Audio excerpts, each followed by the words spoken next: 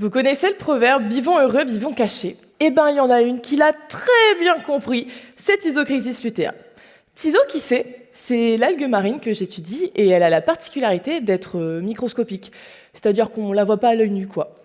Et ça, c'est pas très pratique quand on veut observer ses rendez-vous galants.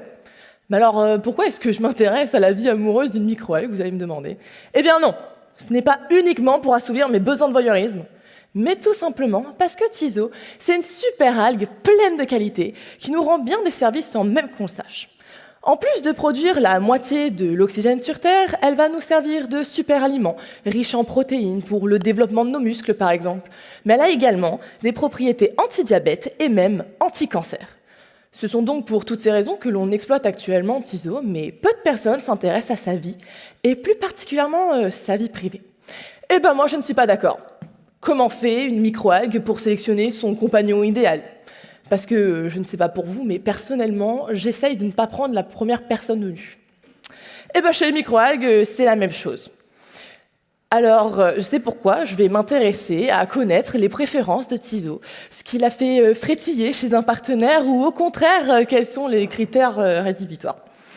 Alors attention, je vous vois venir, non, ma thèse ne se résume pas à prendre 2 individus de Tizo, les mettre dans un même incubateur et espérer un coup de foudre. Je ne suis pas une sauvage. Je suis même une grande romantique. Et je vais également m'intéresser à savoir à quel moment de sa vie mon algue est prête à faire des rencontres et surtout dans quelles conditions. Est-ce qu'elle aime les longues journées d'été ou plutôt les nuits froides d'hiver? Et attention, je fais les choses bien pour ma Tizo. Je ne lui présente que la crème de la microalgue, des partenaires avec des caractères d'intérêt. Le but, la combler de bonheur afin qu'elle puisse former une descendance unique qui va combiner les traits de ses 2 parents d'exception pour former l'élite de la microalgue.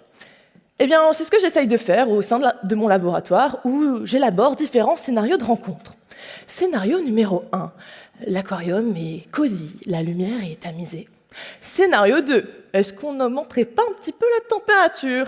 Scénario 3, la rencontre se fera autour d'un bon repas azoté dont elle raffole.